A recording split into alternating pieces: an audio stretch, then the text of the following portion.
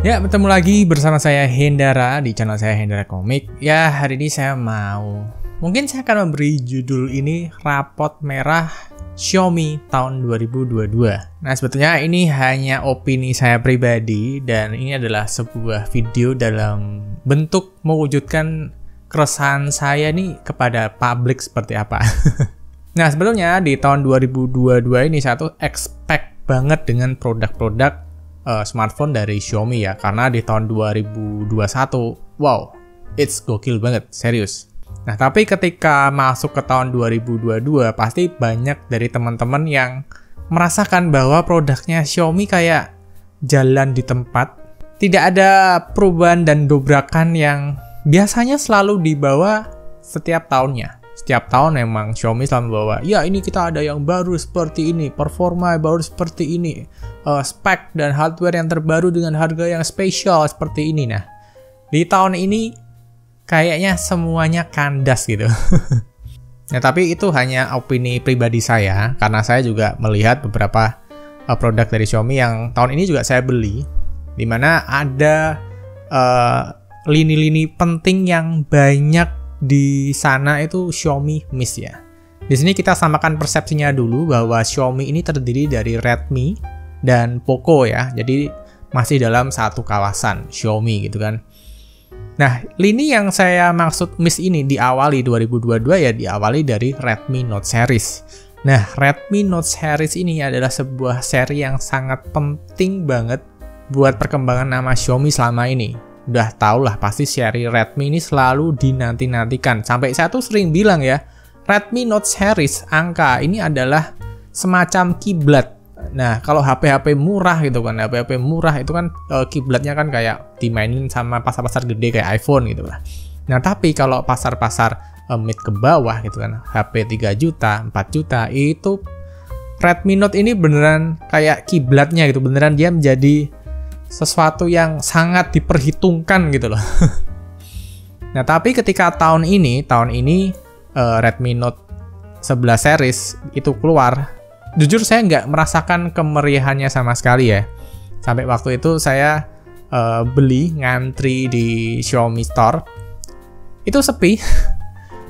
Sepi, nggak ada antrian panjang, padahal ini Redmi Note series loh, gila loh.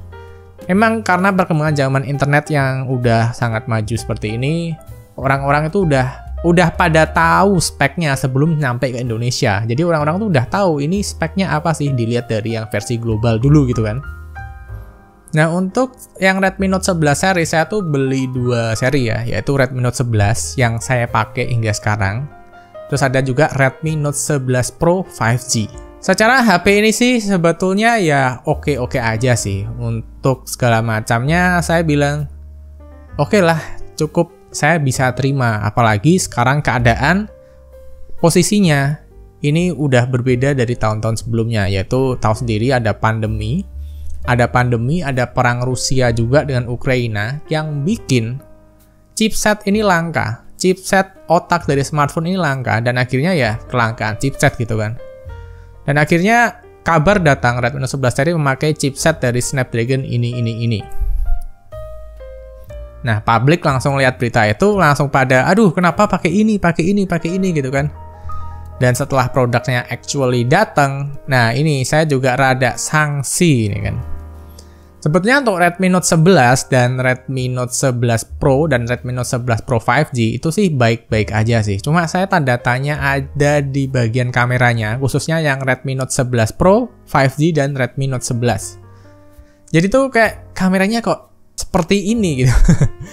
Kurang apa ya, kayaknya nggak bisa lebih baik dari seri sebelumnya gitu kan. Malahan downgrade, ya tahu sendiri lah, ada yang nggak bisa merekam 4K dan segala macam ya. Bahkan untuk Redmi Note 11 sendiri, saya tuh sampai nggak berani merekomendasikan handphone Redmi Note 11 kepada para pengguna Redmi Note 8. Padahal banyak tuh, saya kenal sama pengguna Redmi Note 8 gitu kan. Ingin saya rekomendasiin, kamu ganti dong Redmi Note 11, keren loh. Sampai saya nggak berani loh, nggak bisa. Karena ya itu masalah kamera aja sih sebetulnya. Apalagi banyak ya keluhan dari teman-teman, kalau pakai Redmi Note 11, video call, WhatsApp, ini sulit. Karena gambarnya nggak bagus. Padahal sekarang video call itu udah jadi bagian dari hidup kita ya, apalagi anak-anak muda yang lagi deketin gebetan, pasti sering lah ada video call. Nah, bagaimana saya bisa menyarankan sebuah handphone yang video call-nya nggak oke dari WhatsApp gitu kan? Kepada kalian ini sangat dilematis sekali, padahal saya sangat suka banget produk dari Redmi. Saya suka banget. Oke lah, ini karena kelangkaan chipset, jadi saya mencoba untuk berpikir gitu kan, berpikir lebih rasional. Oke ya, emang kayak gini sih keadaannya, mau gimana lagi, harganya juga begitu naik untuk yang seri Pro 5G-nya, dan untuk yang seri regulernya ini kayak jalan di tempat dari segi performanya gitu. Ya, tapi emang seperti ini keadaannya. Saya pikir seperti itu, tapi tiba-tiba dari grup BPK ini nggak tinggal diam memanfaatkan hal tersebut. Vivo mengeluarkan Vivo T1 series. Bahkan Realme juga mengeluarkan Realme 9 Pro Plus. Dan jujur aja ketika saya lihat, gila. Kalau saya nggak review produknya Xiaomi, mungkin saya langsung aja sebagai pengguna biasa saya bakal pilih Realme 9 Pro Plus atau enggak Vivo T1 Pro dengan harga yang mirip sekali, dimana jatuhnya ada di 4,5 lah, selisih cuma 100 ribuan dari handphone Redmi. Ini wah gila, ini kayak nggak Xiaomi banget ya gitu deh. Lalu seiring berjalannya waktu ya produk-produk baru keluar, tapi ya kembali lagi rasanya kayak jalan di tempat. Dan produk-produk yang buat saya menarik hingga saat ini ya kebanyakan handphone yang harganya 5 juta ke atas, yaitu ada di Poco F4. Itu bagus banget, saya suka banget, aman banget, dan ada peningkatan. Lalu ada Xiaomi 12 Lite 5G, ini handphonenya benar kerasa fresh banget, dan bukan handphone yang kayak gitu-gitu aja, saya suka banget. Lalu ada Xiaomi 12 Pro yang itu buat saya sih bagus banget sih, gila, keren banget. Nah, cuma kan banyaknya di seri yang 5 juta ke atas gitu. Tapi yang seri 5 juta ke bawah, buat saya yang menarik 5 juta ke bawah, buat saya yang menarik seri Xiaomi dan Poco, Redmi itu cuma ada di Poco M4 Pro. Itu aja. Sisanya saya kok lihat brand-brand lain kok bisa ngeluarin spek seperti ini, harga dengan harga seperti ini, kok bisa gitu. Bahkan kenapa kok Xiaomi yang selalu memberikan keajaiban, memberikan price yang honest price yang jujur, harga yang jujur kepada para customernya, kenapa kok kayak kelihatan malah jadi mahal gitu kan? Ya tapi di sini kan saya cuma bisanya ngeritik ya, dan saya juga nggak tahu tuh internalnya gimana ya sampai bisa kejadian seperti ini. Dan saya sih berharap semoga tahun depan sih nggak kejadian lagi ya. Anggap aja lah tahun ini rehat. Kayak Realme tahun 2021 tuh kayak nggak ada gaungnya sama sekali, tapi tahun 2022 ini saya bisa bilang Realme beneran menunjukkan progres yang sangat baik sekali. Nah, semoga Xiaomi tahun ini juga mengalami hal yang sama lah. Mungkin lah tahun ini mungkin ada masalah, tapi sebetulnya mungkin saya berharap Xiaomi mempersiapkan sesuatu yang lebih meriah lagi di tahun depan. Ya, oke lah. Ini udah bulan September, tahun ini mungkin tinggal beberapa bulan aja, tinggal 4 bulan aja. Semoga tahun depan Xiaomi memberikan sesuatu yang lebih meriah ya. Dan aku berharap tahun ini ya semoga emang digunakan untuk bersiap-siap aja sih, untuk prepare gitu, untuk perang yang lebih seru di tahun depan. Lalu juga sedikit menjawab keresahan teman-teman ya, itu kan pada yang bilang ya, wah setelah ditinggal Alphonse sekarang Xiaomi Indonesia begini bla bla bla bla bla bla.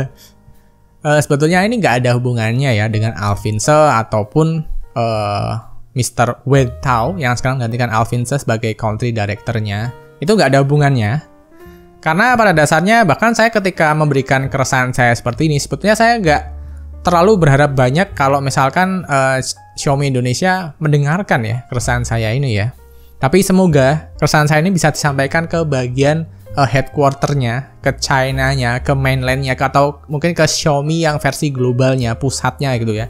Soalnya di Indonesia nih, ini kan cuma nerima produk aja ya. Jadi produknya kan dibuat di pabriknya sana, di pusatnya. Indonesia tuh cuma kayak nerima hasil riset and development-nya aja gitu. Jadi kalian mau nyalahin Indonesia segala macam gini-gini itu nggak bisa karena itu dari pusat semua gitu loh.